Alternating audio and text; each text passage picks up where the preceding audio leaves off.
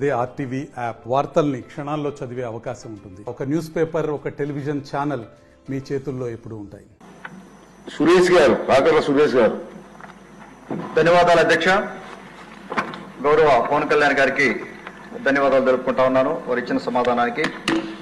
అధ్యక్ష, నాకు ఒక్క నిమిషం మీరు ఎక్కువ ఇవ్వాలి అధ్యక్ష. ఈసారి ఇది ఉదయగిరి నియోజకవర్గంలో 30,000 కుటుంబాలకు సంబంధించిన డ్రింకింగ్ వాటర్ సమస్య అధ్యక్ష.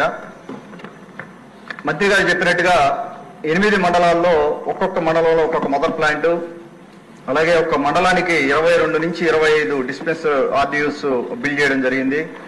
అలాగే ఒక్కొక్క మండలానికి 4-5 వాటర్ ట్యాంకర్స్ కూడా పెట్టడం జరిగింది.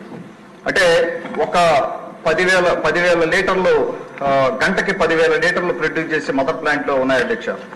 కేవలం 8 మండలాల్లో ఒక్క మండలం మదర్ ప్లాంట్ దాదాపుగా 1.5 year వర్క్ చేసింది.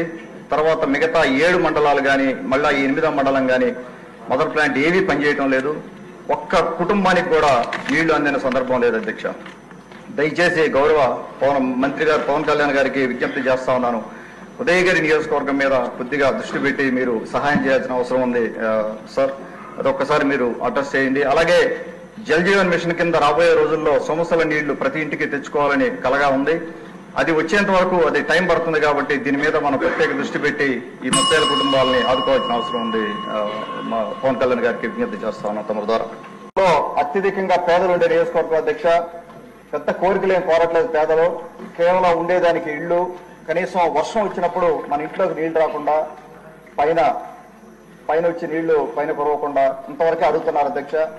అది కూడా జరిగిన సందర్భం లేదు గత ప్రభుత్వంలో. కానీ దాదాపుగా 77 ఏళ్ళైంది స్వాతంత్రం వచ్చి ఈ రోజు కూడా ఇంకా పూరి గుడిసెల్లో కానీ చిన్న చిన్న పట్టలు వేసుకుని ఉండే పేదలు ఎంతో మంది ఉన్నారు మా దగ్గర.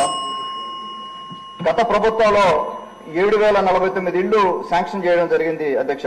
వాటిలో కేవలం 9% మాత్రమే కంప్లీట్ చేశారు. బిలో బేస్మెంట్ లెవెల్ 2,772 ఇళ్లు బిలో బేస్మెంట్ లెవెల్లోనే ఉన్నాయి అధ్యక్ష.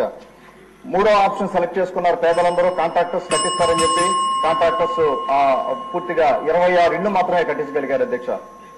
దాదాపుగా 2,000 పైచలకు వాళ్ళ కాంట్రాక్టర్స్ ఇస్తే దీని మీద ఒకసారి దృష్టి పెట్టి మనం వాళ్ళందరికీ న్యాయం చేయాల్సిన అవసరం ఉందని తమ ద్వారా విజ్ఞప్తి చేస్తాను అధ్యక్ష. మరిన్ని వీడియోస్ కోసం ఛానల్ ని సబ్స్క్రైబ్ చేయండి. లేటెస్ట్ అప్డేట్స్ కోసం వాట్సాప్ ఛానల్ ని ఫాలో చేయండి. అండ్ లింక్ డిస్క్రిప్షన్ లో ఉంది.